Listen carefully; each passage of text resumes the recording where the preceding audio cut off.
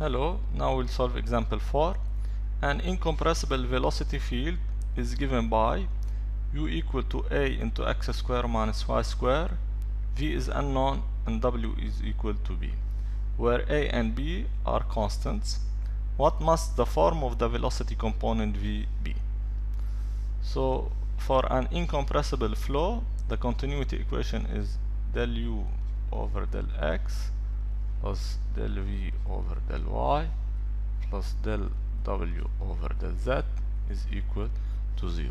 So del u over del x is simply a into 2x plus del v over del y, v is unknown, plus del w over del z is equal to 0 since b is a constant.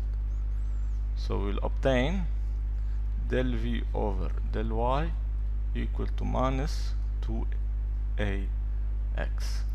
So if we partially integrate v with respect to y, and we should note that v is function of x, y, z, and time, integral minus 2ax dy, so we'll obtain minus 2axy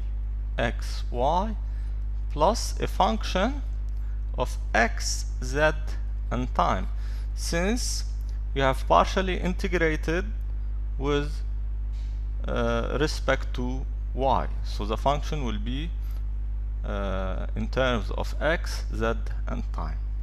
So this is the velocity v in the y direction.